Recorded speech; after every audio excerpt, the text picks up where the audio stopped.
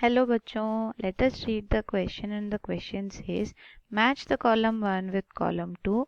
Choose the correct matching codes from the choices given below. तो column 1 में आपको hydrides दिए गए हैं. कौन से हाइड्राइड्स हैं आपके पास? BeH2, ASH3, B2H6, LaH3 and LiAlH4. और कॉलम 2 में आपको उसका नेचर दिया है या उसका क्लासिफिकेशन दिया है which is complex hydrides, Lewis acid hydrides, interstitial, covalent and polymeric. तो आपको चूज करना है कि इनमें से कौन से कोड्स एप्लीकेबल हैं इसके लिए. तो फर्स्ट ऑप्शन में है ए के लिए 3, B2, C4, D5, E1. Second option में है आपके पास A5, B2, C4, D3, E1. Next option में है आपके पास A1, B4, C2, D3, E5 and last option में आपके पास A5, B4, C2, D3, E1. तो इसको करने से पहले हम देख लेते हैं इसके की कंसेप्ट को. और की कंसेप्ट में आपको जानना ज़रूरी है व्हाट आर हाइड्राइड्स. तो हाइड्राइड्स हम किसे बोलते हैं? हाइड्राइड्स बोलते हैं हम जब कभी भी एक हाइड्रोजन के साथ कोई भी और एक एलिमेंट लगता है देन जो उनका कंपाउंड बनता है that compound is known as a hydride. This compound ये जो कंपाउंड है ये अलग अलग नेचर का हो सकता है. कभी ये आयनिक नेचर का भी हो सकता है, कभी ये कोवैलेंट नेचर का भी हो सकता है, कभी ये सिर्फ इंटरस्टाइसिस में जाके इंटरस्टिशियल टाइप का भी हो सकता है. कुछ ये पॉलीमरिक भी हो सकते हैं यानी मोर देन 1 यूनिट्स लगे होंगे एक छोटे से कंपाउंड बनाने के टाइम. और या फिर इनका नेचर आपका कॉम्प्लेक्स फॉर्म में भी हो सकता है. यहाँ लिख लेते हैं दूसरा कॉम्प्लेक्स. तो इनको जो क्लासिफाई किया गया है वो किस बेसिस पे किया गया है या कैसे किया गया है, इन सारे क्लासिफिकेशंस को एक एक करके देख लेते हैं. तो फर्स्ट आपका क्या है? आयनिक हाइड्राइड्स. तो वो क्या होता है? आयनिक हाइड्राइड्स. तो जब आपके ग्रुप वन यानी आपका एल्कली और ग्रुप 2 इन दोनों एलिमेंट्स इनके एलिमेंट्स के साथ आपका हाइड्रोजन लग जाता है then they form metal hydrides और also known as ionic hydrides. और आयनिक हाइड्राइड नाम से क्या पता चलता है कि दे have a type of ionic bond. तो इसीलिए इनके हाइड्राइड्स को हम आयनिक हाइड्राइड्स बोलते हैं. फॉर एग्जाम्पल आपका NaH है, KH है, कैल्शियम के साथ हाइड्राइड है CH2.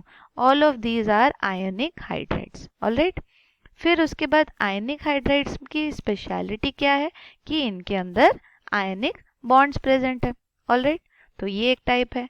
नेक्स्ट आपके पास है आपके कोवैलेंट हाइड्राइड्स. तो कोवैलेंट हाइड्राइड्स किन्हें कहा जाता है? कोवैलेंट का दूसरा नाम मॉलिक्यूलर हाइड्राइड्स भी होता है. Molecular hydrides. और ये किनको हम बोलते हैं? मॉलिक्यूलर हाइड्राइड्स बेसिकली आपके ग्रुप नंबर 13 से लेके 17 तक के जो एलिमेंट्स हैं तो उनका जब आप हाइड्रोजन के साथ कंपाउंड बनाते हो then it is known as a covalent hydride. और नाम से क्या पता चल रहा है? They have a covalent bond.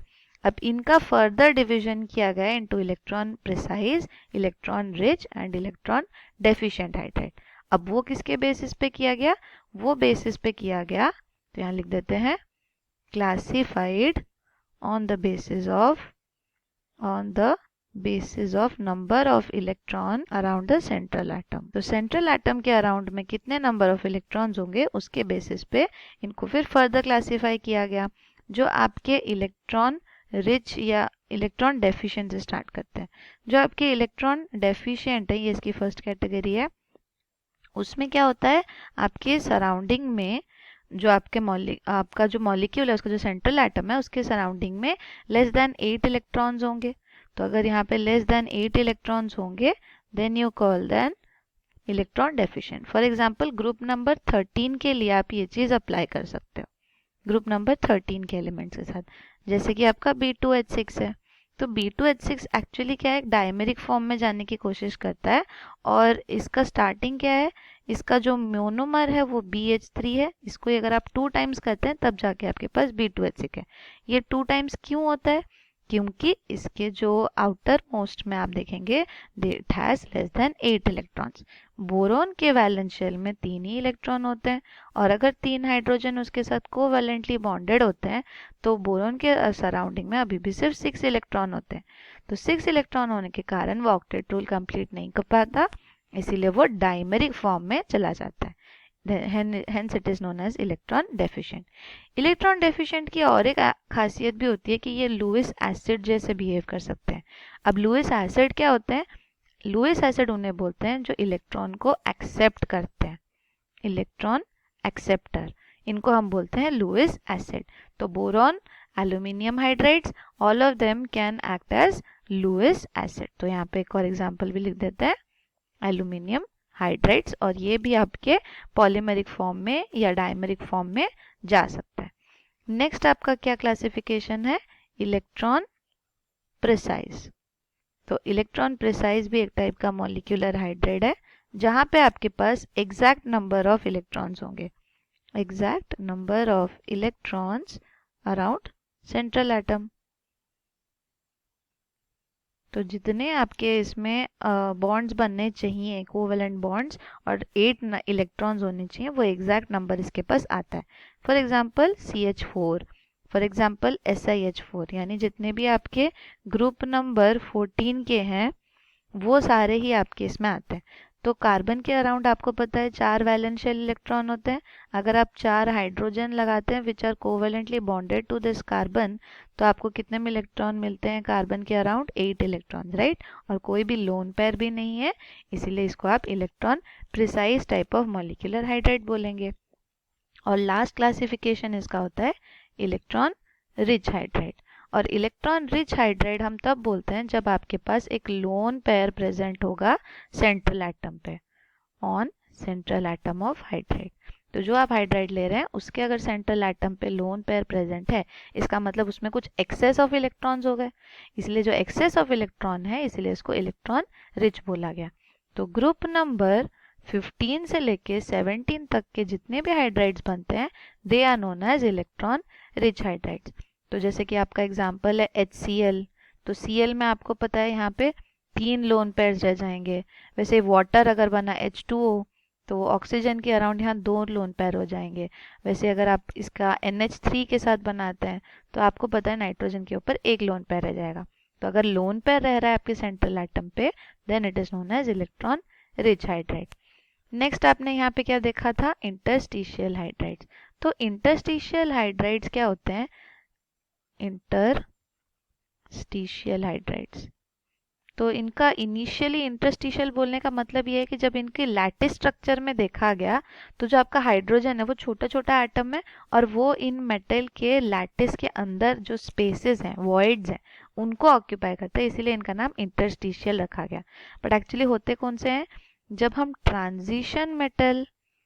Transition या फिर इनर ट्रांजिशन, यानी आपके D block and F block के मेटल्स जो हैं उनके साथ जब आप हाइड्रोजन का बनाते हैं compound, then it is known as a interstitial hydride.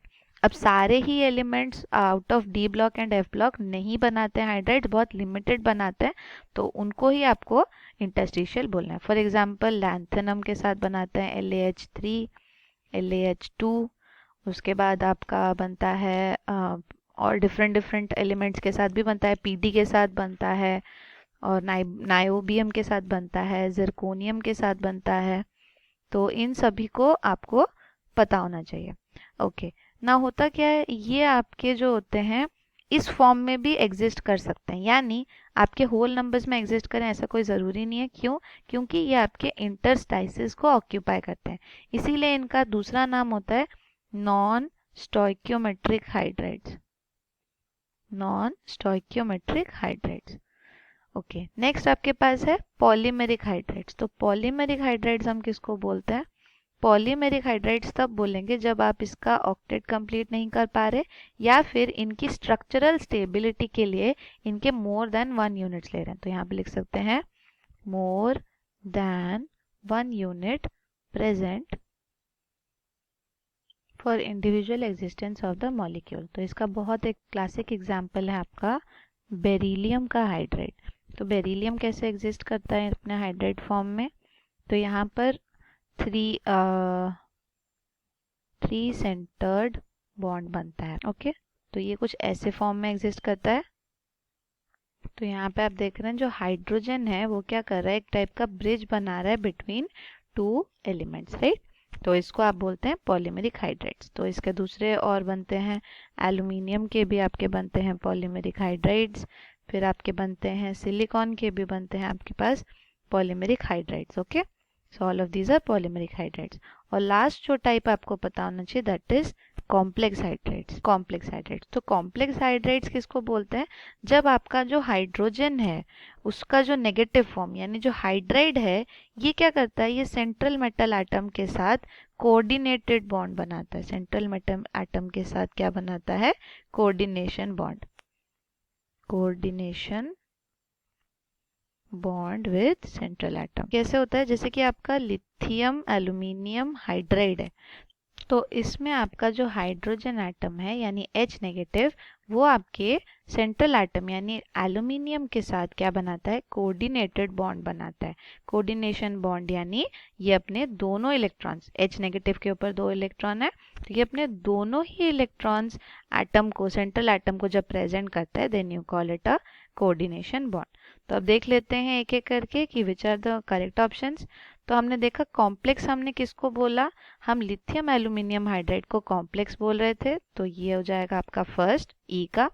फिर लैंथेनम हाइड्राइड जो है ये आपका ट्रांजिशन मेटल एलिमेंट या इनर ट्रांजिशन एलिमेंट आता है, तो इसीलिए ये कौन सा हो जाएगा, ये आपका इंटरस्टिशियल हो जाएगा। फिर आपके पास B2H6, B2H6 जो है ये ग्रुप नंबर 13 से रिलेटेड है, तो ये आपका एक मॉलिक्यूलर हाइड्राइड है, पर यहाँ ऑप्शंस में ना मॉलिक्यूलर है ना आपके पास इलेक्ट्रॉन डेफिशिएंट है, आपके पास लुईस एसिड है, तो you can mark it as Lewis acid. ASH3 जो है ये आपका क्या है, it is a type of covalent hydride, क्योंकि ये आपका ग्रुप नंबर किससे रिलेट करता है, 15 से, so you call it as a covalent hydride. तो कोवैलेंट का इसलिए ऑप्शन नंबर 4 बनता है। और बेरिलियम हाइड्राइड जो है हमने देखा इसका आप पॉलीमेरिक फॉर्म बना रहे थे, लॉन्ग चेन बना रहे थे, इसलिए इसको आप पॉलीमेरिक हाइड्राइड बोलेंगे। तो करेक्ट ऑप्शन कौन सा है जो इन सब के साथ मैच करता है वो देख लेते हैं। तो ऑप्शन नंबर डी में देखना, ए का 5, बी का 4, सी का 2, डी का 3, E का 1. So this is our final answer. Hope you understood it well. Best of luck.